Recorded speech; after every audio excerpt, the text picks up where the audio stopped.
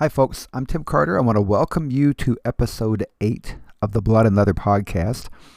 This episode is entitled Robert Stuart's Trip East from Fort Astoria to St. Louis, Part 1. This is important because this is one of those episodes that I knew nothing about before I started researching it here. So I hope that what you find is what I have found. It's a fantastic story. I created this podcast series to take a deep dive into the events that shaped the United States. And I like to tell stories, and of course history is one long story. So when we dig deep, we find connections that we never knew about, never heard about. That's what I love most, and I hope you'll follow along and enjoy these stories. I envision the podcast as sort of us sitting around a campfire, talking about things that happened long ago, with people that may have never been heard of, but certainly have been forgotten in the intervening years. So I hope you'll enjoy the visit with me. This is the 8th episode of the podcast, and in this one, we go back and we touch base with members of John Jacob Astor's Pacific Fur Company when they make a return trip from the Pacific coast to St. Louis. In episode 7, Wilson Price Hunt, the last few episodes actually, Wilson Price Hunt led his expedition west. The first real cross-continental journey in what is now the United States. And of course, there was a commercial component of this. It wasn't just people wanting to go explore, although that was a part of it. So that's something that I didn't know very much about before I started researching the fur industry and how it really drove the expansion of civilization in European civilizations, probably is the better way to phrase that, in both Canada, what is now Canada, and what is now the United States.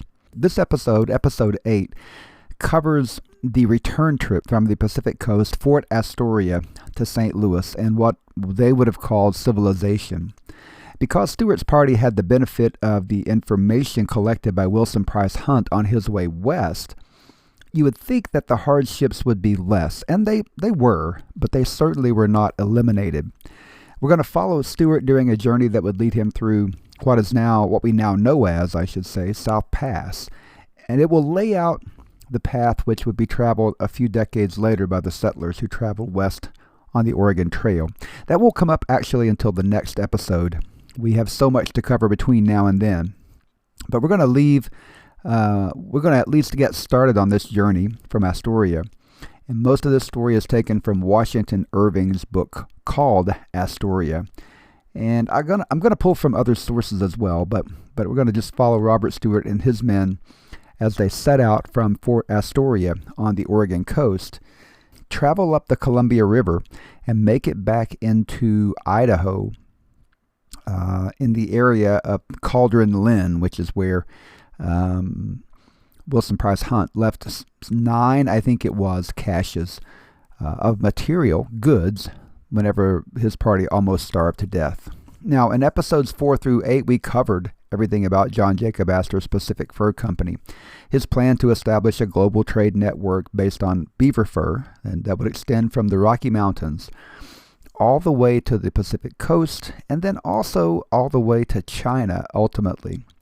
If you go back and listen to those, you'll see how the industry developed, you'll see how it expanded, and how it led to exploration and settlement of North America. I covered the overland party of Wilson Price Hunt in episodes 6 and 7, and we talked about all the hardships that they had in crossing the continent. But the Astorians need to send someone back east now. They need to deliver the news that the fort has been established and that members of both the seagoing and the overland party have been lost. There have been some setbacks in Astor's vision for his Pacific Fur Company.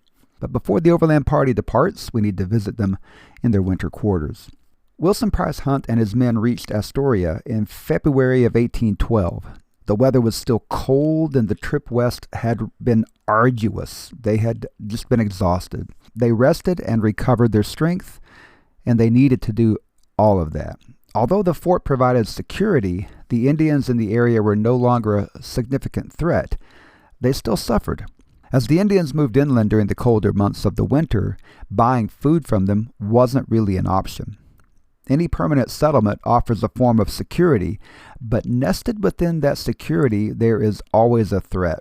Somewhere I read the quote that within every system lies the source of its demise. I don't know who said that, but it's very true, and it was certainly true of Fort Astoria. Having established a reliance on the local natives for food meant that there was less food when those tribes moved inland. All the wildlife in the area became scarce, either because they had been killed off already, or they developed a fear of the hunters. The woods were thick. Brush was one big thick tangle. Rain fell in torrents, making everything rust. That is the rainy season in that part of the country. There's an old saying from those days offered to each person as a parting statement. Keep your powder dry. Wet powder didn't fire. Your rifle didn't work. Things got dangerous when your powder was wet. And keeping your powder dry at Fort Astoria wasn't so easy. And so food became scarce and had to be rationed until fishing picked up in the early spring. The earliest fish were small, called a euflican by the natives, and resembled a smelt, and delicious as well. My research tells me that this is really pronounced eulicon, and it is a smelt-like fish in the Columbia River area. So when you hear me say euflican, that's Washington Irving's spelling, but it's really pronounced eulicon. Caught in big dip nets, these fish were a welcome sight, and canoes were soon filled with them. Now, a better part of this was that this meant that the fish were starting to come back. This was the first one, but many others would start to come back. And that meant that the tribes would return to the coast and they would start to have food which could be bought by the Astorians. As the euflican were trapped, were caught in the dip nets, the women began drying them for storage, and as soon as the news of the arrival of the euflican reached inland, those tribes worked their way west to the coast to catch their own supply, trading them to the men at Astoria, and thus ending the days of limited rations. Other fish soon followed, including the sturgeon, which was caught by spearing or by fishing with a hook and line, as well as by net. They even used what we in the South might call a version of a trot line, attached to a buoy from hooks placed along the length of the line using smaller fish for bait. These lines were normally set at night and retrieved the next morning with whatever fish had been caught overnight. Of course, different varieties of salmon became plentiful in late May, and they worked their way upriver on their way to their spawning grounds. And of course, along the way, these fish would enter the long narrows at the falls of the Columbia, where the wishram would catch, dry, and trade them to other inland tribes. Now that Fort Astor had been established for a year, the geography, the flora and fauna of the area were familiar to the men. This rugged volcanic coastline still offers challenges to intrepid weekend explorers today, and it was certainly no less so back in 1812. Mountains, dense forests filled with hemlock, fir, cedar, oak, willow, and other varieties of trees would one day make the Pacific Northwest the major hub for the timber business. But that was decades in the future.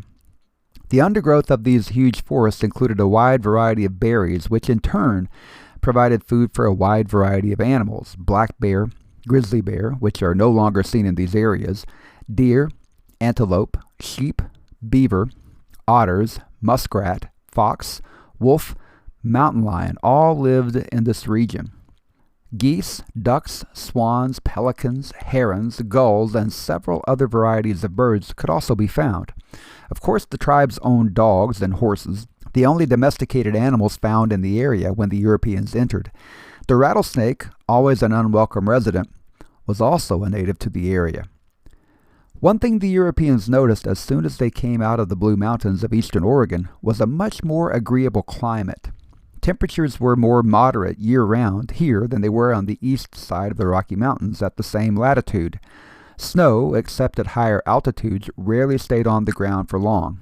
Instead, a long rainy season extended from mid-October to mid-March with constant rain and gloomy skies. The weather from mid-March to mid-October was the dry season, with little rain and lower humidity over much of the area. Heavy dews provided moisture in the absence of rain, assisted by the occasionally heavy fog. In fact, the weather was so mild that many people slept in the open air. The high mountain peaks, on the other hand, are snow-covered year-round. The snow creates shining mountains, gleaming in the sunlight, and visible from far away. The temperate climate and adequate amounts of rainfall would later represent an appealing destination for families from the east who were desperate to establish homes and farms of their own. Within 25 years, the Oregon Trail would begin to bring wagon loads of settlers into the area, changing forever the wild territory and leading to the establishment of the state of Oregon. At the time of the Astoria settlement, the 4 tribes occupying the area closest to the fort were the Chinooks, the Clatsop, the Wahkiakums, and the Cathlamites. All indications are that these tribes all originated as part of the same tribe, but splintered into separate groups over the years. Of course, each of these tribes occupied a territory of their own, and none had a large number of warriors. The Chinooks lived along the Chinook River on the north side of the Columbia, emptying into Baker's Bay near Cape Disappointment. This tribe had about 200 fighting men and lived primarily on fish, occasionally hunting for deer, elk, or other game. The Clatsops lived around Point Adams in the modern-day Fort Stevens historic area. After being decimated by smallpox, this tribe only had about 180 fighting men.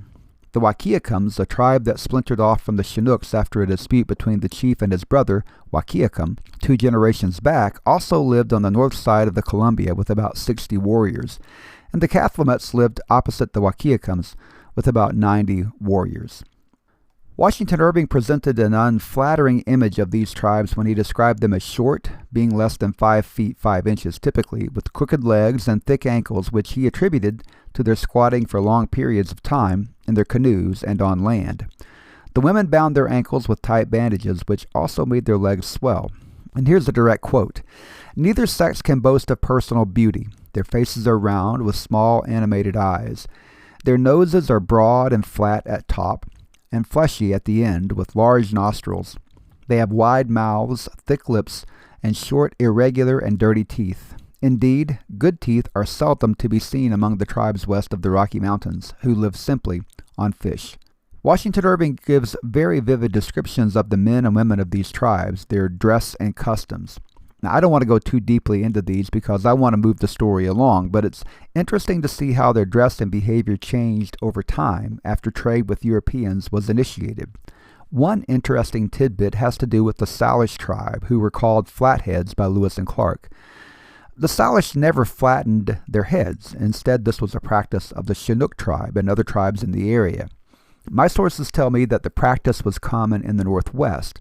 And in case you have an interest, flattening the head began right after birth, when the head of the infant was bound up with a flat board for about a year. Thereafter, the head would maintain the shape as the baby grew into adulthood. Interestingly, the way the tribe could easily tell the difference between a slave or outsider and a native was the flattened head. Another interesting bit of information is that, like the Crow tribe east of the Rocky Mountains, being an accomplished thief was highly valued. The Crow tribe was renowned for their adept horse thievery. These tribes recognized especially talented thieves who were celebrated and enjoyed the esteem of their people. Those thieves who were caught in the act were obviously not good at being thieves and were derided as a result. Now, isn't that interesting? The process of stealing was not seen as bad, but being a clumsy thief was something for which you might be, in a way, punished. You would certainly be looked down upon. You would be chastised about it. Now, one of the judgments expressed in Washington Irving's book is that these tribes were inferior to those who lived east of the Rocky Mountains. These tribes lived well because of the ready availability of fish, and so they had more casual time. They had more free time, I guess you might say, more leisure time, to use a word from today or a phrase from today. They had more time to play games, to dance, to gamble. And because of their long history of trade with Europeans and inland tribes, they were excellent negotiators, starting with prices 2 or 3 times the actual value of a trade good. In one aspect, however, they were superior.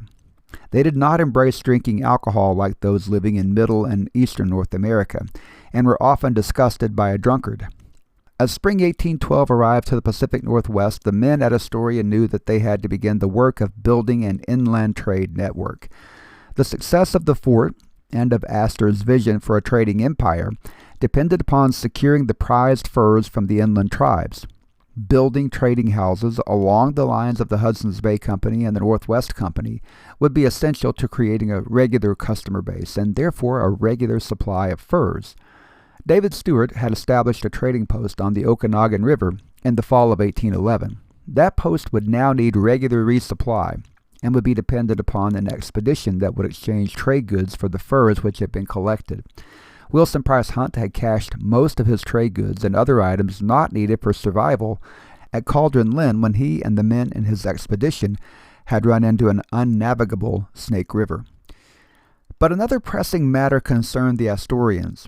John Jacob Astor had no updates on the progress of his enterprise at this point, and someone would need to go back across North America by land to take news to a place from which it could be communicated to Astor. It was now time to consider who would undertake these missions and to send them on their way. The partners decided that Robert Stuart, nephew of David Stuart, would take supplies to his uncle at the post on the Okanagan. 2 clerks, Russell Farnham and Donald McGillis, would take a guide and 8 men to retrieve the caches which had been deposited at Cauldron Lynn. And finally, John Reed, the industrious clerk who had successfully led an exploration party to Astoria a month ahead of Hunt, would, along with Kentuckian Ben Jones and 2 Canadian voyagers, take the communication dispatches back east. At this point, the partners held out hope that Crooks, Day, and Dubois were still alive and attempting to make it to Astoria. On their way east, Reed's party would carry enough supplies to equip Crooks and company to complete the journey west. When these plans were fleshed out, Robert McClellan spoke up and said he wanted to accompany Reed on the return trip. He was dissatisfied with his partnership stake, and his request for a larger number of shares had been denied. Now he was ready to head back east. And if you will recall, McClellan was a man who carried his grudges right along with him. When he and Crooks had been turned back by the Sioux on the Missouri River, they had blamed Manuel Lisa. McClellan had threatened to shoot Lisa the next time he saw him, and would have done so had calmer heads not prevailed. Persuading him to change his mind was almost impossible, and back east with Reed he would go. Reed, understanding that the most important cargo he would carry on the return trip would be the written dispatches for Astor, immediately worked up a method to secure and protect the documents. He commissioned a tin case which would carry the documents intended for Astor's eyes only. The case was then soldered up so that it was airtight and would not leak if submerged in water. Much like a modern-day courier who might handcuff a briefcase to a wrist, Reed would strap the case to his shoulders and wear it for the duration of the trip, protecting it at all costs, and even planning to sleep with it to make sure it was secure. The routes taken by each of these expeditions from Astoria would be the same for nearly 400 miles up the Columbia River, including the passage through the Long Narrows, the domain of the Wishram, whom we covered extensively in Episode 7. The tribes along the Columbia were professional thieves, and the Astorians knew there would be strength in numbers. And so, on March 22, 1812, 17 men from Astoria set off up the Columbia River in 2 canoes. For some of the men, their arduous journey west had only been completed about a month earlier. I'm sure they were still recovering, and now here they were, headed back. Washington Irving points out that when Hunt had set out from Montreal on the journey west, it was thought that making the journey with less than about 60 men was too dangerous. Now these 17 men would split up as they approached the Blue Mountains in what is now eastern Oregon. 5 men would now face the mountains and the Indian tribes to return to St. Louis. Given the difficulty of the journey west, it's amazing that these men stepped up and stepped out again so quickly. Irving thought that these men must have built up a tolerance for risk and danger after being exposed to them so often on the westward journey. The word he used was callous. The men had become callous because they had been through so much. Perhaps, but then that's what you do, isn't it? By early April, the Astorians arrived at the Long Narrows and began the process of unloading the canoes to portage to the head of the Narrows overland. The lack of foresight in sending so few men became immediately apparent. There weren't enough men to unload, guard, and carry the items upstream, so a group of Kaflasco Indians were hired to transport the goods on their pack horses. Reed stepped out with 5 men and the Indians and their horses. It was in a narrow, rocky pass along the river that some of the Indians took their horses up narrow paths away from the river, galloping away with the goods they had just stolen. Unable to follow and feeling helpless in the moment, Reed and the remainder completed their journey. During the journey, some of the guards lost their knives and handkerchiefs, stolen by skilled thieves along the way. And now Reed's shiny tin case began to be noticed. Hearing about the thefts, Robert Stuart hurried toward Reed's camp, but couldn't make it before dark. Reed and his men were now at the Wishram camp, and they and their goods were in jeopardy. These Indians were professional thieves with no thought for being anything else. If the opportunity presented itself, anything that could be carried off would be carried off. The men sat up, armed and ready, all night long, and at first light left the Wishram camp, leaving behind the items that had been stolen. "Not so fast, my friends," said the Wishram. Seeing the riches presented by these undermanned expeditions, and having stolen things with no repercussions, they decided to surround the travelers and take what they wanted, not the least of which was John Reed's fantastic shiny tin case, which, being carried so close and guarded so tightly, must contain something of immense value. Now hundreds of the Wishram scrambled to the banks, whooping and yelling as the members of the expedition landed below the falls. The warriors all pressed in, offering to carry canoes and cargo upriver. But Stuart, who knew precisely what was taking place, refused the help, saying that it was too late and the group needed to set up camp. They would accept help in the morning, but in the meanwhile the canoes would be carried upstream under the guard of 8 men. When the Wishram made it to the head of the falls, they decided that they should destroy the canoes. After all, if there are no boats to carry the goods, it becomes much easier to steal the goods. When things were looking bleak, an old man appeared who had some influence on the younger men. He spoke to the hundreds of young men and convinced most of them to cross the river and camp on the north side. 50 men stayed on the south side, ready to steal or harass when the opportunity arose. Stuart knew that waiting until morning would only allow the Wishram to be more organized and bold. At about 1 o'clock in the morning, he awakened his men and headed them upriver with their goods while the Indians slept. The men sprang to work, hoping to complete the move before dawn. While Stuart moved upstream with the men, Reed and McClellan stayed at the foot of the falls until all the goods were headed upriver. Now some of the Indians, seeing what was happening, gave an alarm to those on the north side of the river, about 100 of whom started across the river in their own canoes. 2 loads of cargo still needed to come upriver, and Stuart sent men down to get one of them, telling Reed to keep as many men as necessary to guard the remainder. Reed sent everyone back, thinking that he and McClellan could guard the few goods remaining at the foot of the falls. Now things started to get interesting.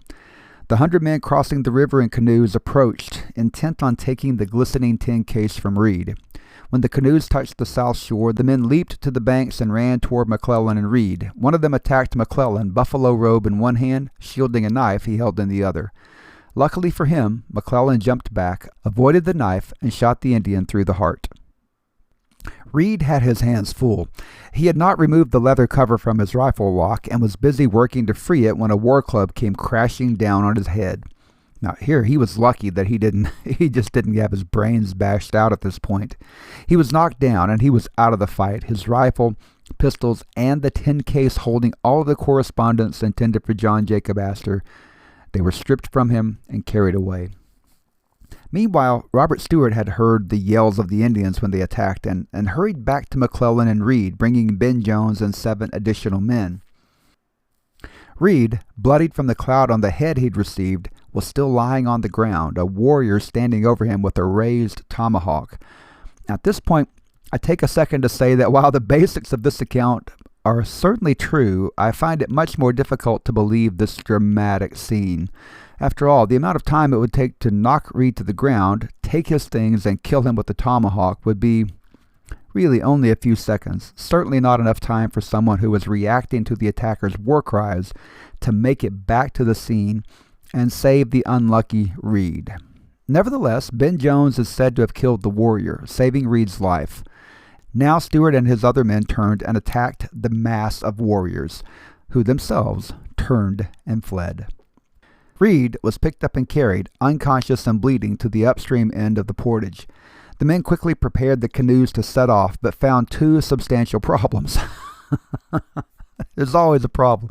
1, the canoes were too leaky to trust them in the water. They were not seaworthy, in other words. 2, and much more problematic, all the commotion and chaos had resulted in the paddles being left downstream.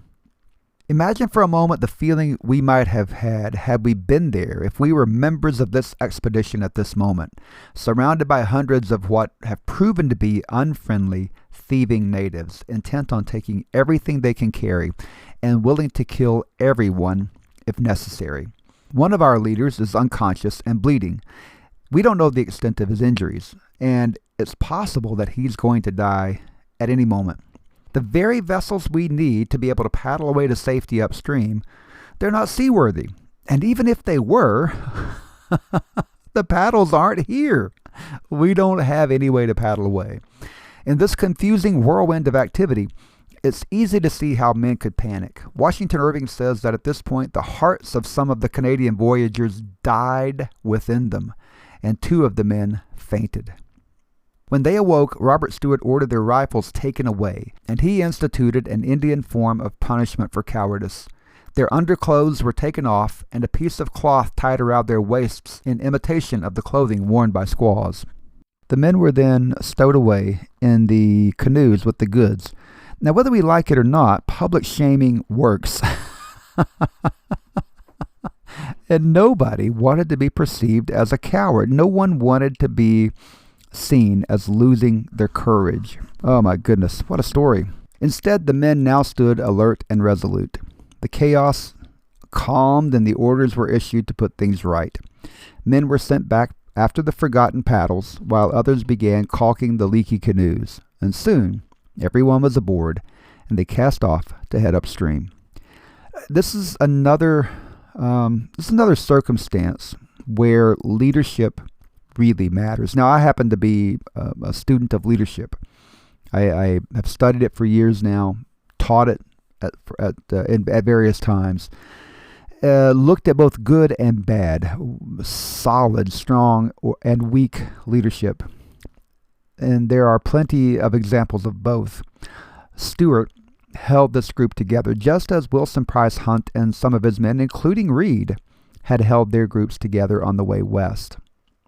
It's worth noting here that the Indians who had fled to the north side of the river, they'd left behind 2 wounded men themselves on the south side. After Stuart and his men headed upriver, the warriors returned, picked up their brothers, one of whom was dead, and headed to their village where they killed 2 horses and drank their warm blood. Now, why would they do that? Well, the belief was that this ceremony would help the men to be fierce in combat. They also started working on the psychological preparation needed to head into combat, where someone would certainly be either wounded or killed. Faces were painted, battle dress was donned, and the men danced around their dead comrades singing their war song.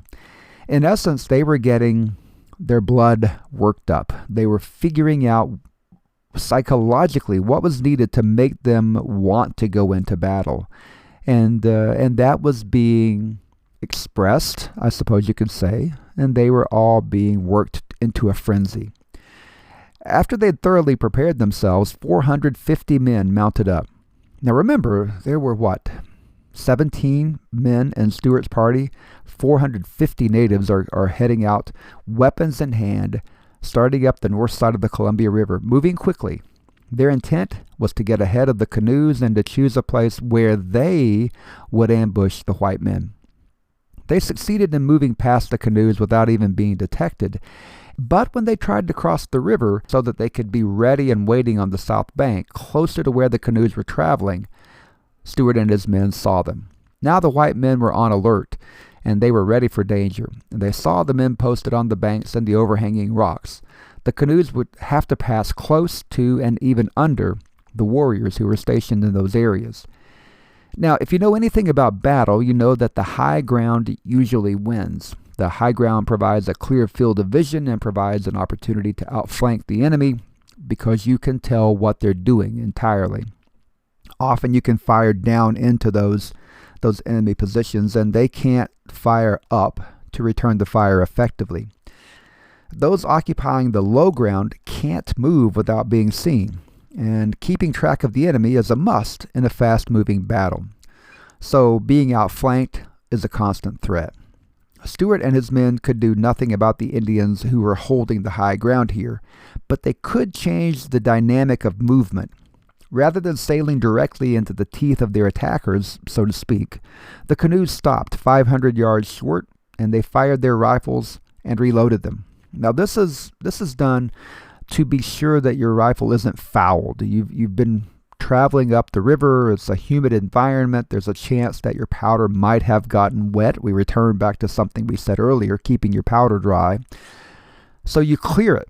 And the way to clear it is to shoot the rifle, to fire it, to be sure that that if there's a problem, you find out about it now rather than whenever you have to shoot someone.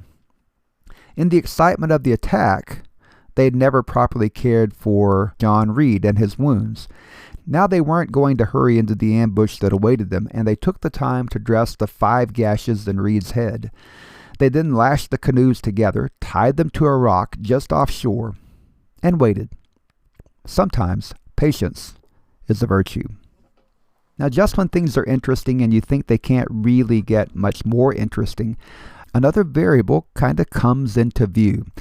A lone canoe came paddling up the river with the war chief of the tribe and 3 of the leading warriors. As the canoe drew near, the chief began to speak, telling Stuart and his men that they had killed one of his men and wounded another. The dead man meant that his nation must seek vengeance, and he had been called to lead an attack on the white men. Now he offered a compromise. John Reed, who was obviously badly wounded and might not survive anyway, could be offered as a sacrifice, an eye for an eye, you might say, to avenge the blood of the dead warrior. The requirement to seek vengeance being met, the tribe would then be willing to let bygones be bygones. They could move past this troubling situation and be friends, much like General Anthony McAuliffe would one day do when confronted with a similar demand for the surrender of the U.S. 101st Airborne Division at the Battle of the Bulge in Bastogne, Belgium in 1944. Stuart and his men essentially said, "Nuts," and refused the deal.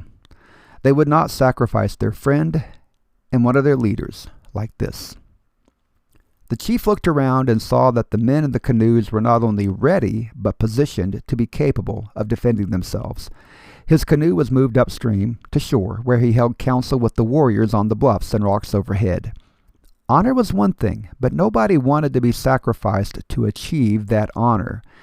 Perhaps they could suggest some sort of bargain in which nobody needed to die, and the wishram might come out with a profit. Soon the chief moved back down to speak with the whites, offering up the option of negotiating a form of compensation. After some discussion, it was decided that a blanket to cover the dead man and some tobacco for the living to smoke would be an acceptable offering. After receiving their blanket and tobacco, the wishram moved back to the north side of the river and headed back to their village to eat the horses they'd sacrificed earlier in their workup to the battle. The problem with this solution was that the tin case containing the dispatches for John Jacob Astor was gone, and there was no getting it back. By making the case so airtight and sturdy, Reed had also made it the object of curiosity and desire. The Indians thought the case had high-value trade goods in it, and therefore it was a primary target for theft. Now that the purpose for his mission was gone, Reed didn't need to return east and instead traveled with Robert Stuart to his uncle's post on the Okanagan River. The whole group spent 2 or 3 days at the trading post before heading back to Astoria, with David Stuart accompanying them. Interestingly, David Stuart had acquired a large number of beaver skins in trade, but knew that taking them to Astoria would subject them to the wishram thieves, and instead left them at the post until a more suitable opportunity to transport them came along.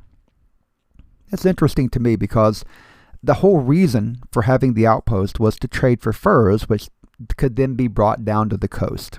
But understandably, Stuart was afraid that they just would not be able to get them through the wishram. The expedition traveled back down the Columbia then, and one day, when just below the forks of the Snake and Columbia rivers, they heard someone call out in English from the riverbank. 2 naked and emaciated men stood on the shore, prompting the men in the canoes to pull over and check on them. Amazingly, the 2 men turned out to be Ramsey Crooks and John Day, 2 of the 3 men who had been given up for dead when they had not arrived at Astoria. But here they were, although much worse for wear, because of their travels. Their story is still amazing. After being left near the Shoshone band whose horses had been stolen to feed Price's party, Crooks and Day had remained in the area for nearly 3 weeks. John Day was too weak to travel, and Crooks remained loyal and unwilling to leave him behind. The men were not bothered by the Shoshone, who were somewhat awed by the white men, a race they had never really seen. Though the tribe would camp near the men in the daytime, they were superstitious and would move away at night, preferring to camp at some distance. Finally, Day recovered enough to begin their travels, although both men were weak and unable to travel very fast. It's unclear to me how many men were actually traveling with Crooks and Day. One Canadian, Dubois, was mentioned at the time Hunt took his leave of Crooks, but later Washington Irving mentions 3 Canadians who, fearing that they would starve, left Crooks and Day in February. Now Crooks and Day traveled more slowly, following Hunt's trail, sleeping in the open, until they came to a low prairie where they lost the trail. Now they wandered about, lost and unable to find their way through the mountains. All the while, they were not eating well, and they were continuing to decline, losing what little strength they had. Sometime in March, another Canadian who had been traveling with Crooks and Day finally gave out and had to be left with a lodge of Shoshones. Crooks and Day pressed on, gaining enough information from the natives to pass through the Blue Mountains and down to the Walla Walla tribe who lived on the Walla Walla River.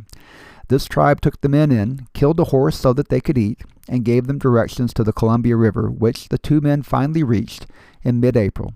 From there, they traveled down the river about 100 miles to the area near the falls of the Columbia, where they met the tribes there that had caused so much trouble with the other travelers. The tribe fed the men, but while they were eating, their rifles were stolen. They were then stripped naked and driven away with the threat of death if they didn't leave. I take a moment here to speak of Ramsey Crooks. Crooks had been a part of the expedition since Montreal. He'd been through the hardships and difficulties, so sick that he had to be carried on a travois through some of the difficult journey to the Rocky Mountains. He had traveled by foot, scouting out the Snake River, and had determined that it could not be navigated. He'd nearly starved on his final leg of the journey, and now he'd suffered the ultimate disgrace, being completely stripped naked and set afoot so near the destination. This man must have had an iron will just to keep going. But as I've said before, when you've no choice, you just keep moving. Now, naked and in worse shape than ever, Crooks and Day started back to the Walla Walla tribe. After covering about 80 miles, and on the very day they'd planned to leave the Columbia to head overland to the camp of the Walla Walla, they spotted Stuart's canoes headed back downriver. Now, that's amazing. The men must have felt like shipwrecked sailors who saw a ship coming into view. The sense of relief and joy is probably something none of us would ever know about. They were back among friends and assured of passage back down the river to Astoria, where they finally arrived on May 11th, 1812, wearied, battered, bloodied, but not defeated. Now, when we recall that the hardships endured by the men to reach Astoria were part of the strategy undertaken by John Jacob Astor, we might wonder how the man himself had fared after spending so much money, having so much time pass, and having heard so little. Astor wasn't a man to sit idle and wait for things to happen. Instead, he continued to push his vision forward while other events were still in progress. He knew that he had to keep things moving, and he did. Now, as a part of that overall strategy, his intention was to supply the Russian fur settlement along the northwest coast in what is now Alaska, thereby providing them a reliable and much less costly supplier than the irregular traders who already plied the coast. Both the government of the United States and the minister from Russia, Count Pahlen, were in favor of the arrangement. But Astor needed to complete official negotiations with the Russian government and the Russian-American Fur Company. So, in March 1811, passage was arranged for a confidential American Fur Company agent to be transported aboard the John Adams, a United States Navy vessel headed to a European port. Next, Astor made the assumption that all efforts already in progress were being executed according to the original plan. Now, we've all heard what happens when we assume. But he was moving forward. He'd heard nothing, he'd had no updates, and in those days before instantaneous communication, he couldn't have known what was taking place. He had to make his next move before being assured that an earlier move had succeeded. He would then have to adjust as information became available, and his next move was to outfit a 490-ton ship, fittingly called the Beaver, and loaded her with cargo which would be delivered to Astoria at the mouth of the Columbia River, traded along the coast, and would supply the Russian establishment. Aboard the ship he sent one partner, 5 clerks, 15 American laborers, and 6 Canadian voyagers. The first expeditions for the Pacific Fur Company had included several Canadian fur veterans who were British subjects. Now remember, there was some conflict of interest when some of those early partners who traveled on the Tonkin actually communicated with Britain about what they were doing. And of course, Astor would not want that. He wouldn't want that competitive information, the industry secrets, to be shared that way. Instead, he wanted to shift the balance with this second ocean-going expedition by selecting as many Americans as possible for those managerial roles. After all, he wanted the company to advance American interests. John Clark was chosen to lead this expedition to the Pacific Northwest. Clark was a citizen of the United States, though he had worked in Canada in the fur trade since the age of 16. The Clarks were largely young men from American cities with strong connections. The commander of the Beaver, Captain Soule, was given instructions based upon what might have already happened, and therefore his judgment would be needed to adjust as necessary to meet the moment. He was specifically to head to the Sandwich Islands, what we now call Hawaii, and ask for news of the Tonkin and the Astoria settlement. If a settlement had been started, he was to take as many islanders as possible to Astoria, and, after arriving at the river, he was to cautiously approach the fort. Any established post there might have begun safely enough, but it could also have fallen into enemy hands. There was no way to know, and caution was the key to success. There was certainly some reason to doubt the success of Fort Astoria, and Captain Soule was to make it appear that he was at the mouth of the Columbia either because the ship was in distress or because he was a coastal trader. In no instance was he to acknowledge Astor's ownership until it was clear that the Astorians were in control of the fort. Once he had confirmed that the fort was in the hands of the Pacific Fur Company partners, he would unload the cargo destined for the fort, and then proceed to the Russian post at New Archangel, where he would trade for their pelts. With the ship's cargo depleted by trade, he could then return to Astoria, pick up the pelts that had been collected there, and, as intended in the original plan for the international trade of the Pacific Fur Company, sail to Canton to trade the pelts for silk, spices, and then head back to New York. The same instructions were given to Soule as were given to the doomed Captain Thorne of the Tonkin. Caution, wisdom, and careful consideration in his dealings with the natives would be required.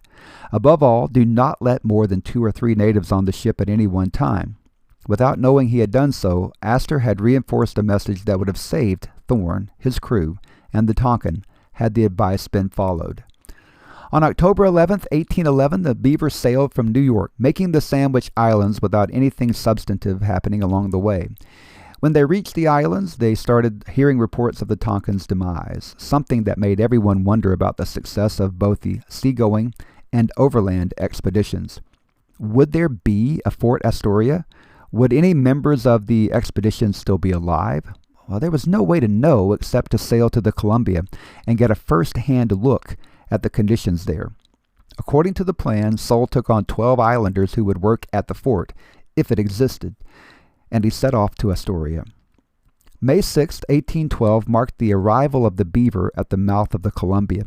The Tonkin had arrived 14 months earlier, and though Soule didn't know it, much had transpired in the intervening period. Pulling as near to the mouth of the river as he could, he fired 2 signal guns, but received no answer. Night was coming fast, so Soule took the ship out to sea to stand safe overnight. The next morning, he pulled close again, fired signal guns, and again got no response. Have you ever seen a signal gun? Really, it's just a small cannon, smaller than a cannon intended for warfighting for sure. The signal gun is loaded like the large cannon, only without a projectile. They're loud. Now, I haven't fired a signal cannon from this era, but I have experienced the joy of firing a signal cannon at the home of the father of a dear friend during some July 4th festivities. We were in the mountains, and the sound of the cannon echoed for what seemed like a minute. I didn't get a response either. Now Sol put a ship's boat into the water and sent them to sound the channel. Now, sounding the channel meant measuring the depth of the channel at different points to determine the safest passage into the river. If you remember, the Columbia River bar is well recognized as one of the most dangerous, and accurate readings were critical to successfully entering the river channel itself. As with Captain Thorne's boats, which were sent out from the Tonkin, this boat returned without successfully entering the sound. The swells and breakers were just too big to safely navigate. Signal guns were sounded again in the evening. Again, there was no response. The Beaver once more stood out to sea for the night, and the men on the ship were still wondering what they would face the next day. Sol no longer believed that there would be a factory at Fort Astoria. In a dark and melancholy mood, he thought that the men had all been killed somehow, and that the fort was either never completed or completed and lost to the hostile natives. Leading the expedition, John Clark made it clear that even if the fort was not currently established, he intended to follow his instructions and to set up the fort himself with his men. The next morning, the Beaver again sailed as close to the entrance to the harbor as possible and fired the signal guns, clearly following through but thinking they would hear nothing in return. But this time they did hear 3 shots fired in answer to their signal. Somebody was at the fort, and now all that was needed was caution and patience to cross the bar and enter the channel. Sol also recalled his warning to be careful, and he even thought that maybe the cannon fire could have come from natives who had seized the fort. Soon a white flag was raised on Cape Disappointment. A signal fire was lit on the shore at the Cape, but Sol continued with caution. Again, the ship stood out to sea that evening. The next morning, the Beaver was brought close to Cape Disappointment and anchored there just outside the bar. At midday, an Indian canoe was seen heading out to the ship, followed by a barge. Everyone on board was warned to be cautious and ready for treachery. A group of armed men stood by to welcome the men on the canoe aboard. When the canoe pulled alongside, Sol saw 7 Indians. He didn't know it, but one of these men was Comcomly, the one-eyed Chinook chief, who was so welcoming to the original men who sailed on the Tonkin. The barge now pulled alongside the ship, and none other than McDougall and McClellan, accompanied by 8 Canadian voyageurs, were aboard. Soon Sol was able to rest easy in the knowledge that the fort was safely established, and with the knowledge of the men he had on board, he was able to sail the Beaver across the treacherous bar and into an anchorage at Baker's Bay. The arrival of the Beaver rejuvenated the Astorians. For the first time, they had supplies to sustain them, and they dug into the business of the Pacific Fur Company with new vigor. It was time to establish the inland trading posts needed to obtain the furs collected from the inland tribes. 2 parties were sent out under the command of Mackenzie and Clark, respectively, headed above the forks of the Columbia to compete directly with the Northwest Company. David Stuart also took a party of men and supplies and headed back to his post on the Okanagan. Now it was also necessary to think about the critical updates which needed to get back to Astor himself. He needed to know how far his plans for Astoria and for his trading venture had progressed, so that the appropriate reinforcements and supplies could be dispatched from New York. This 4th expedition would be led by Robert Stuart, the nephew of David Stuart, and the man who had led so well in the recently failed effort led by John Reed. Robert Stuart had not been with the men who had traveled across the mountains in the overland party. In my mind, selecting him as the leader of this expedition is interesting. It seems that a veteran overland traveler who had been on the trip and knew more about what they would be facing, well, that might have been a better choice. Nevertheless, Robert Stuart was the man, and taking a step which is an essential quality of good leadership, he chose men who had experience as his traveling partners. Ben Jones, John Day, André Vallard, and Francois Leclerc. Robert McClellan, who was still unhappy with his partner's share, was still determined to head back east as well. The final member of the party would be Ramsey Crooks, who, along with John Day, had suffered so on his journey west, and was now ready to head back east as soon as possible. On June 29, 1812, cannons boomed to celebrate the departure of the almost 60 men in the 4 expeditions from Fort Astoria. A motley assortment of partners, clerks, Canadian voyageurs, Hawaiians, and American hunters, they filled 2 barges and 10 canoes. Though the strategy didn't work too well on Reed's earlier trip east, the men would all stick together until they made it past the Long Narrows and the Wishram. They would separate when they reached the forks of the Columbia and Snake Rivers. Now, I spoke of this in the last episode, but because of events that happen now, it's a good time to revisit the idea. These men, especially those who had traveled overland, had been through an emotionally and physically draining series of events. They were all almost certainly suffering from varying degrees of post-traumatic stress disorder, or PTSD, and they would all have at least gotten very close to their breaking points more than once. This is relevant now because shortly after departing for the trip east, John Day started to unravel. He was restless and unsettled. The phrase used by Washington Irving is wayward in his deportment, but in layman's terms, he simply didn't act like himself. The farther east they traveled, the greater his discomfort, and as every day passed, as he was returning to the area of his greatest suffering, it seemed that he became more and more susceptible to the memories of those scenes. He talked wildly and was incoherent. He seemed to be deranged, and soon Crooks related a story from his experience traveling with Day when they both were weak and nearly starving. During their time wandering through the mountains in the winter, Day's wits had been partially unsettled, in the words of Crooks. Now Crooks began to doubt that Day had ever fully recovered from that suffering. Day had been a valuable member of the party, capable and respected, and that's why Crooks refused to leave him behind through the suffering and the hardships. Though the men hoped that Day would return to his former self, that simply was not to be. He struggled and became more violent. A man like John Day was a dangerous man when he was violent.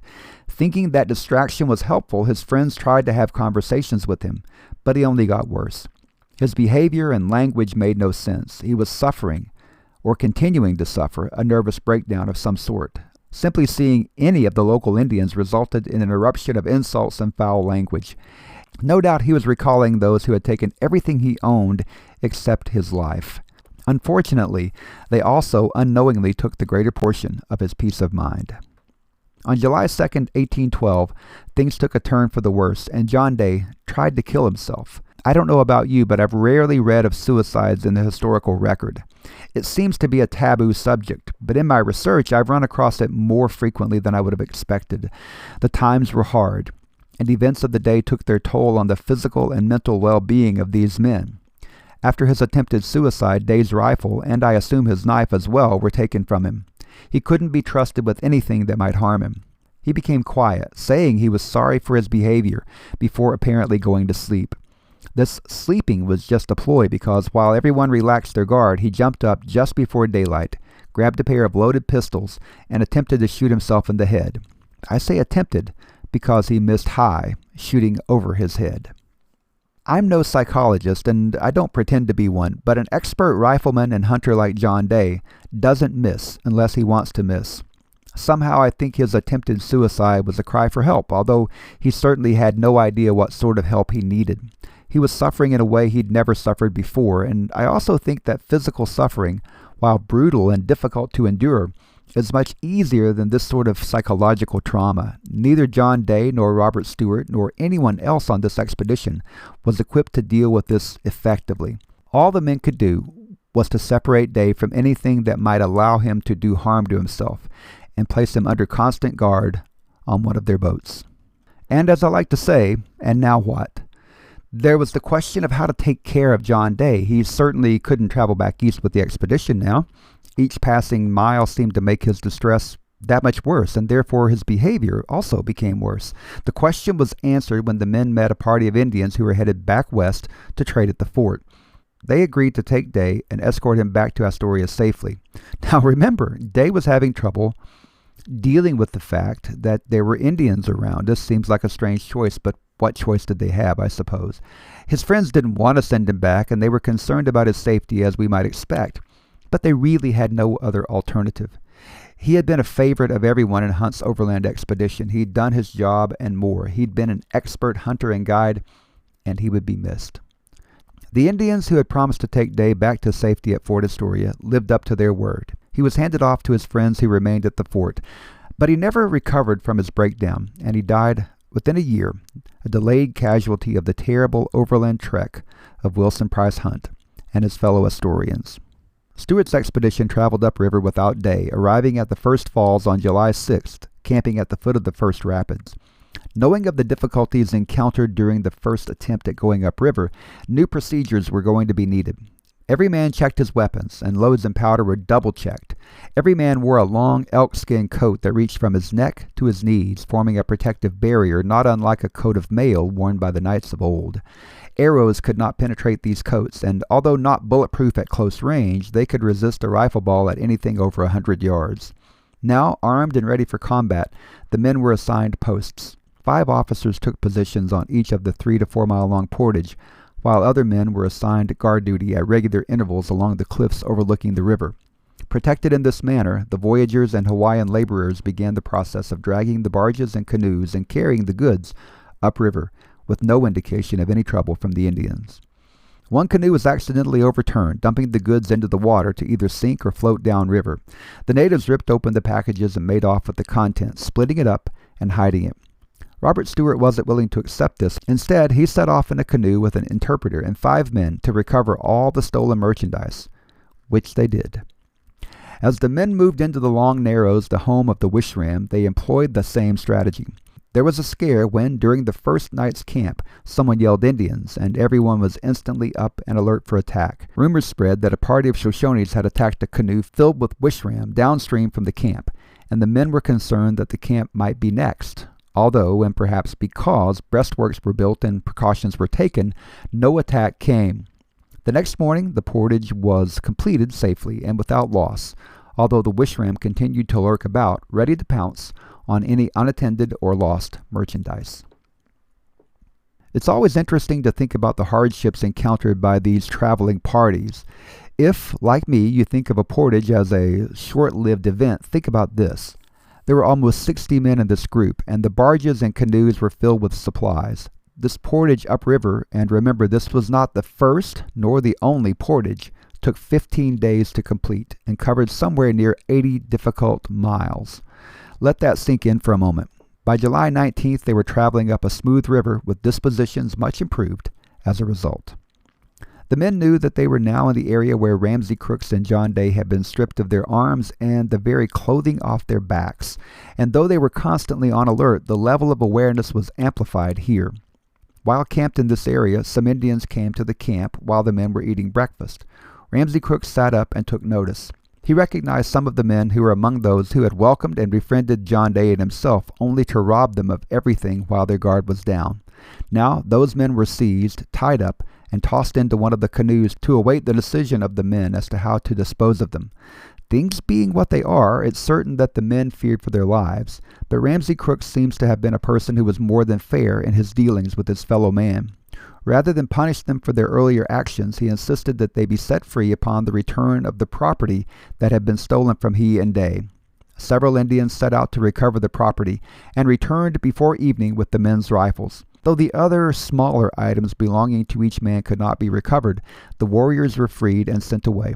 Lucky not to have fallen victim to the tendency for vigilante justice that so often pervaded these encounters. Once again, the expedition moved into the treeless high plains of the upper Columbia River Gorge. The ground flattened, the grass was burned in the summer sun, much of the ground was sandy, and an overall appearance of a barren landscape was all the men could see. Luckily, the river was much more serene here, and the men could use sails to power the watercraft upstream. The natives here lived on the north side of the river, using their vast herds of horses to hunt from the river. These horses also provided food for the white men, who bought some of them, killing them and cooking them on the spot when there was firewood available. Something I haven't mentioned in the past is the threat of poisonous snakes. As a kid watching every Western-based TV show I could, there was always the ubiquitous snake bite threat. That threat is very real in the Rocky Mountain and Desert West, and here it was no different.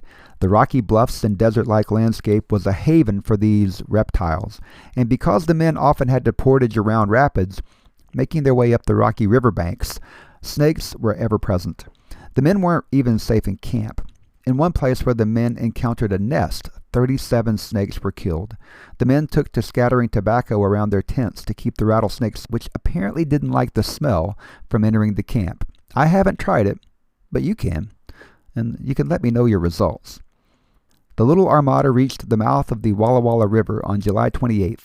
The date and location were auspicious because the individual groups split here.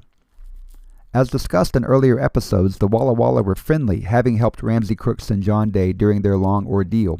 After hearing that the white men had returned, the tribe turned out to greet them, building a huge bonfire and dancing around it joyously, singing and displaying an overall attitude of happiness and celebration. I'm sure that this was a breath of fresh air after dealing with what Washington Irving called the river pirates along the narrows of the Columbia. The Walla Walla also presented an opportunity to purchase the horses that would be needed for the return of the overland party through the difficult terrain of Oregon and Idaho. Ultimately, Robert Stuart was able to buy 20 horses, some to be ridden, others as pack animals.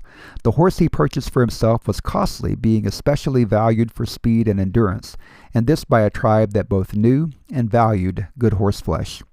The actions of the Indian who sold the horse to Stuart tell more than any other words of praise. After the bargain had been struck, the man stood by the horse, obviously finding it difficult to part with the animal. A good horse, like a good dog, is notable and hard to replace. The next 2 days were busy. Packs were arranged, and the loads for the various horses were tested as other preparations were also made. Stuart's party, now without John Day, consisted of 6 men. Each seemed to be in good health and good spirits, eagerly anticipating the trip back east, and seemingly unfazed by the hardships encountered on the trip west. Stuart and his men left the Walla Walla village on the last day of July, 1812, saying goodbye to the other expedition members which would continue via the Columbia River to their various destinations. Heading southeast towards the Snake River, the return trip would be dramatically different from the previous winter's trip west. It wasn't cold, there was no snow, and now the men had a better understanding of the landscape and what to expect. The Blue Mountains, the first barrier they would need to cross on this overland trip, loomed 50 miles ahead.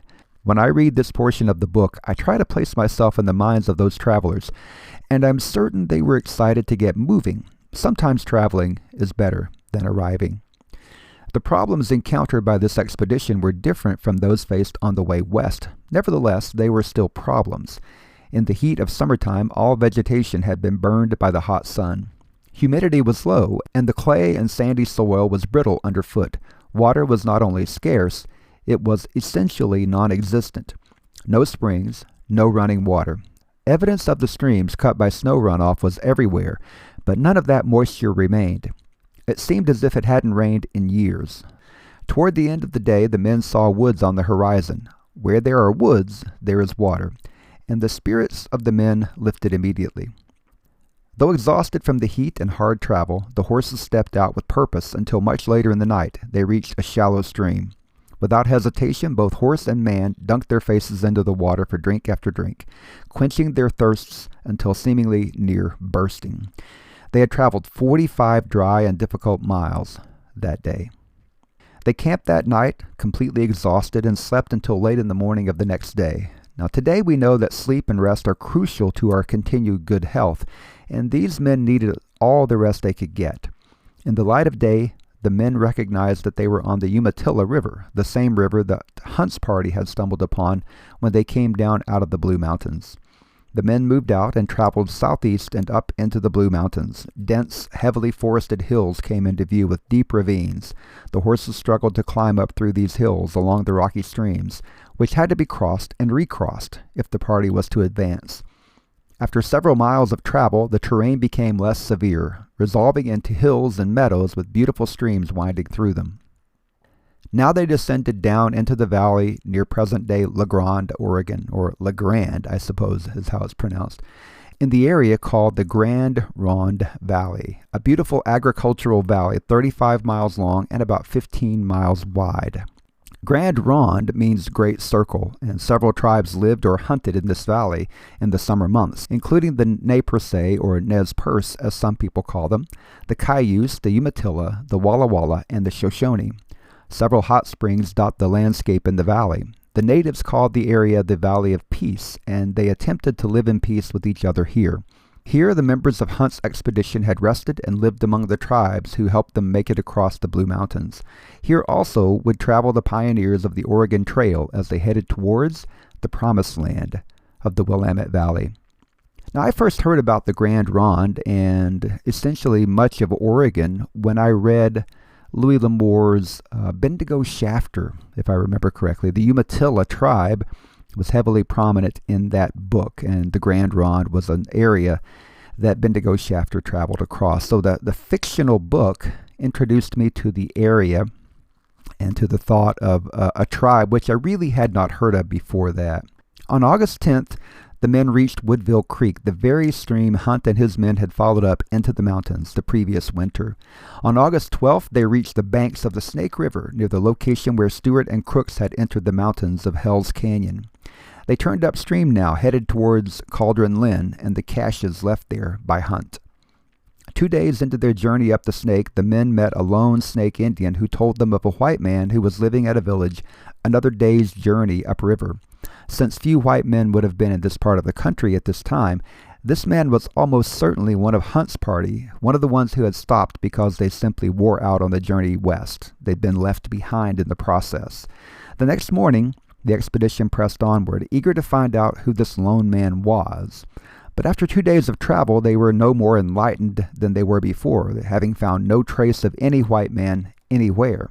On the evening of the second day, the men reached a large river which flowed in from the east and was noted for the number of salmon which were harvested here.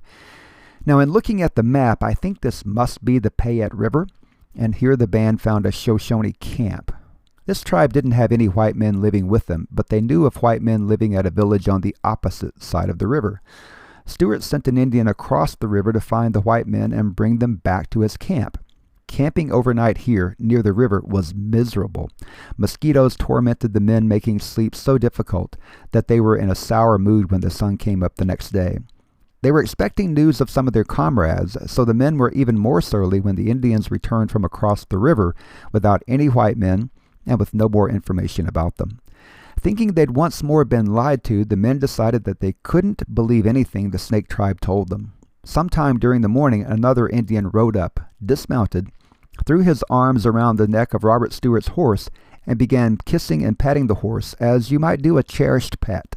Now, if you'll recall, this horse was exceptional and it cost Stuart dearly, and now the Indian told his story. The horse had belonged to him and was his most highly prized possession until he was stolen by the Walla Walla tribe.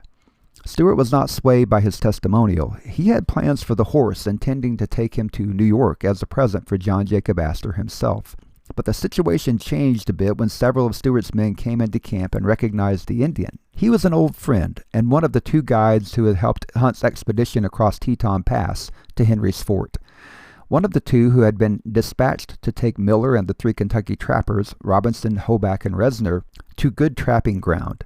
One of the two who were hired by Hunt to take charge of the horses left at Fort Henry when he and his men started down the Snake River in canoes.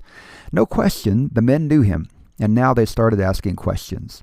The Indian told a long and vague story which was difficult to follow. The men were able to find out that the horses had all been stolen by various wandering groups of Indians.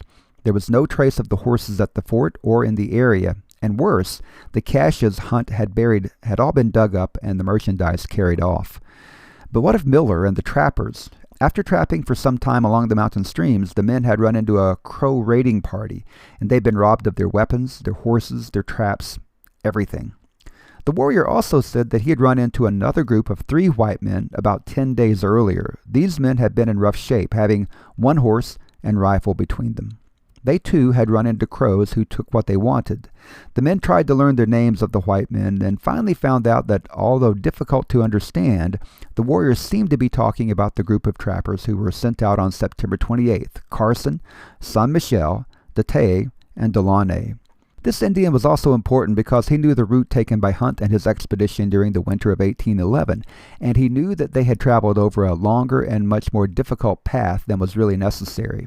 He knew of a shorter way, and so Robert Stuart asked him to serve as a guide for his men, offering a pistol, powder, ball, a knife, an awl, blue beads, a blanket, and a looking-glass for his services. This was a reward that couldn't be refused, and besides, the warrior wanted to get back to the plains. He was tired of eating so much fish, and he longed for buffalo meat and the sport of the buffalo hunt.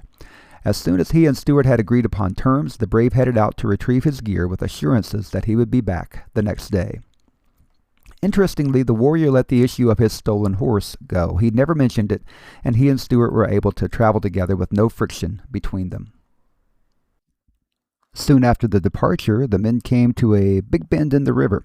Now, my Google map tells me that the distance between the Payette River and the Big Bend, which is, I believe, just west of the Idaho-Oregon border near Boise, is about 30 miles.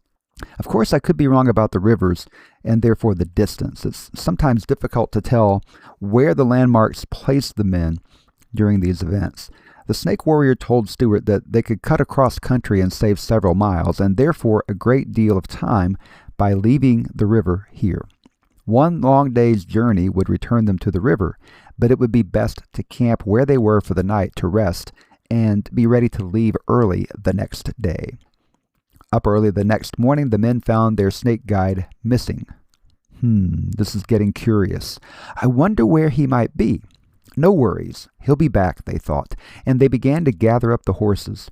Now, I'm sure you're starting to think back about this particular brave, his favorite horse, and Robert Stuart, who had let down his guard and placed his trust in the snake warrior. I often say that the only way someone can truly hurt you is for you to trust them, and here Stuart paid that price. You guessed it, Stuart's fabulous horse was also gone, and when the men looked for tracks, they found the evidence they knew they would find. The tracks of two horses led away from camp, one after the other. One horse was ridden, the other led by the rider of the first. Stuart's men tracked the horses for a few miles, but lost them when they crossed the river. The snake warrior had simply exhibited patience, and after the men trusted him, had used the opportunity to take his horse and set off on his own. I think I mentioned earlier that the men had decided not to believe anything the snake tribe would tell them. Now the vows about not trusting the snake Indians were renewed, but the generalizations were attributed to all Indians. They couldn't be trusted. The men also knew that they had to keep a better watch over their horses. The overnight period was divided into 3 watches, with one person guarding the horses at a time. The men also decided that they didn't trust the snake's recommendation for taking the shortcut, instead choosing to stay close to the river. The heat in this part of the country was now something else. Just as the men had suffered in the cold during the trek west, they now boiled under the summer sun.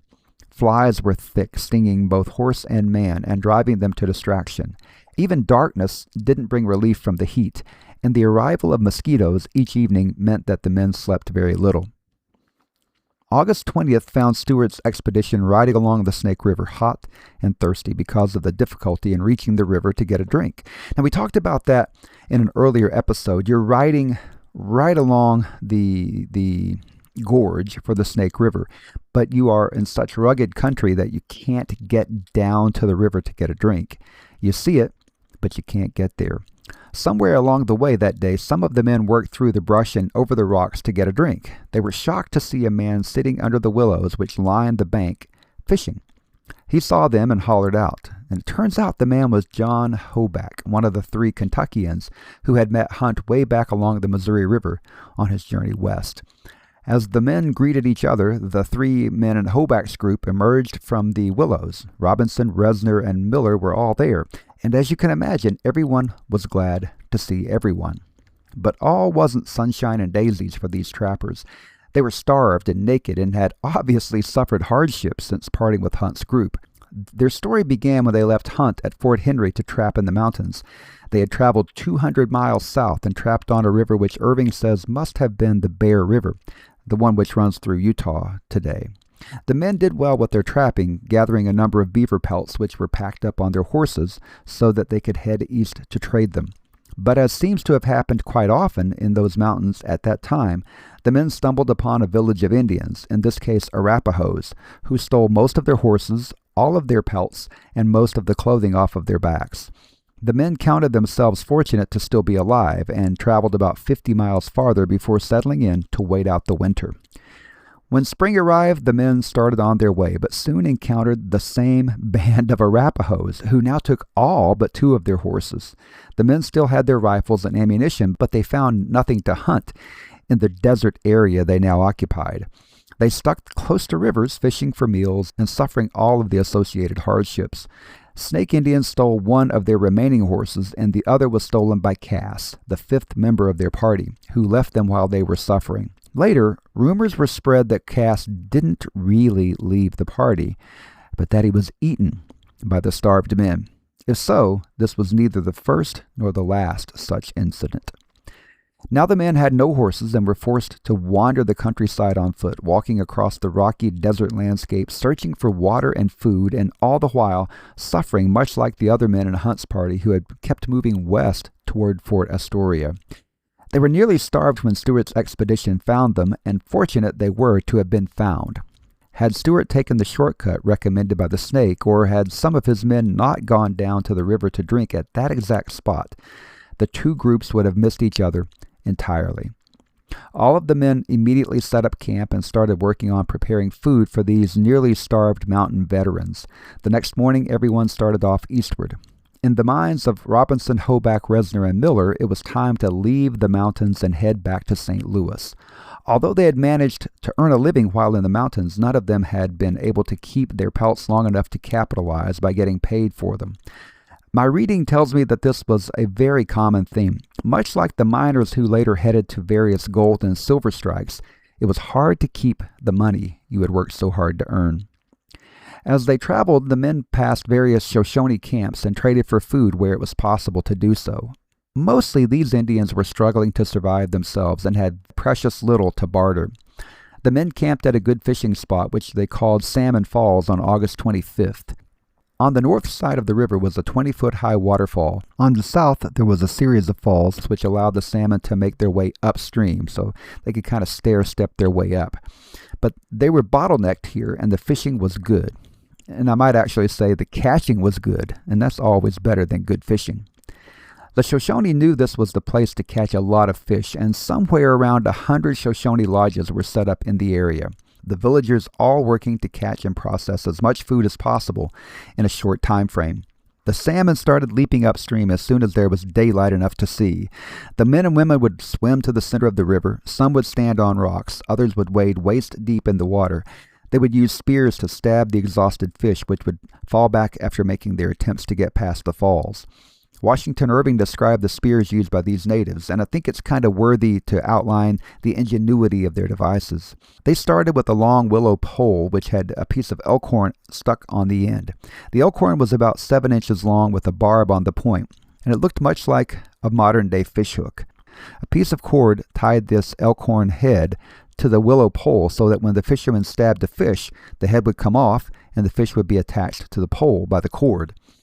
The willow shaft wasn't strong enough to withstand the thrashing of the fish, but the cord allowed flexibility and movement until the fish could be retrieved by the fisherman. Miller related that he had spent time at this falls and had seen thousands of fish taken in a single afternoon. He'd seen a salmon leap 30 feet, making the jump from the pool at the bottom of the falls over the top of the upriver stream. Now Stuart and his men were able to buy fish from the natives before they resumed their passage to Cauldron Lynn. The men finally made it back to the scene of so much hardship for Hunt and his party on August 29th, Cauldron Lynn. They saw the wreckage of one of the canoes which had been swamped in the fall, stuck between two big rock ledges. Though they tried to retrieve the canoe, they, just like Hunt's men in the fall, were unable to get the boat off the high, rocky ledges. The expedition next looked for the 9 caches which had been buried by Hunt's men in the fall, but in a clear illustration of why so much care was taken to conceal their hiding places, 6 of the 9 caches had already been opened, the contents either taken or scattered around the area. Wolf tracks were present all around, giving a strong indication that the animals had been attracted to the buffalo hides which had been buried to protect the perishable goods. Once the wolves had dug into the caches, the locations were known to Indians in the area who could easily take whatever they wanted. Luckily, 3 of the caches remained buried and undisturbed, and the men set about uncovering them. In them they found dry goods, ammunition, and several beaver traps. Stuart took what was needed by his men and then buried everything he didn't need to carry on the remainder of his trip. The caches were closed and all traces of their presence eliminated. I've read many different accounts of caches like these being found decades later. Sometimes the goods were so damaged nothing could be used, but sometimes many of the items inside were still safe. It's an interesting piece of history. In earlier episodes, I've spoken of the trappers who headed back down the Missouri River to civilization, only to turn back when they met another opportunity to go back into the mountains. John Coulter was the first of these, but there were many others, including Robinson, Hoback, and Resner. These men, from whom almost everything had been stolen, and all of whom had almost starved to death, were ready to return to St. Louis and civilization. Now, with food in their stomachs, new traps in their hands, and supplies at the ready, they had a complete trapping outfit, and they were and they were once again ready to head back into the wilderness to trap the heads of the streams in the area. Now, you can't really blame them. They'd been in the wilderness for years now, and none of them had anything to show for it except the stories they had for disbelieving listeners back home. While these three friends were ready to go back to work in the mountains, Miller was still determined to get to St. Louis. He'd had enough of the Western life. Nearly enough supplies were present to equip Robinson, Hoback, and Resner for a 2-year hunt, and I say nearly because they were still short of some items which they expected to receive from John Reed, who was scheduled to leave the Walla Walla villages 20 days after Stuart's group left. Stuart now gave Robinson a letter addressed to Reed. The letter described the journey thus far and presented information on the state of the caches upon his arrival. He put a copy of the letter on a pole which was set up near the caches as well. Now their work at the caches completed, their time with Robinson, Hoback, and Resner at an end, Stuart and his men departed, wishing the trappers much success in their hunts. But unknown to them, they would not see these three friends again. Now we've come to a good breaking point, and this has been a long episode, so it's time for us to kind of wrap up episode 8. In this episode, we've seen the Pacific Fur Company veterans set out on the return trip back to St. Louis, bringing news, both good and bad, for John Jacob Astor. The trip to the west was difficult, and now these men headed back east faced additional challenges. We found out some information on some of the men who were left to trap by hunt. These men will fight weather and Indians on the remainder of their trip, so be sure to stick around and stick with me for episode 9 when Robert Stuart and his men finally navigate the crossing of the Rockies and back across the plains to get to St. Louis. And my goodness, what a story they had to tell. Now, I have to admit, I knew virtually nothing about John Jacob Astor, the American Fur Company, the Pacific Fur Company, and in fact, the fur industry before I started working on these episodes. So I've learned a great deal, and I hope you have as well. As always, researching and writing these episodes, recording these episodes, has been a labor of love for me. I've enjoyed every minute, and I hope that my enthusiasm for the people, places, and events I've covered shows. The legacy of these people is a large part of our shared history. Their work led to the settlement of the nation, and the outcomes of what they did are still being felt today.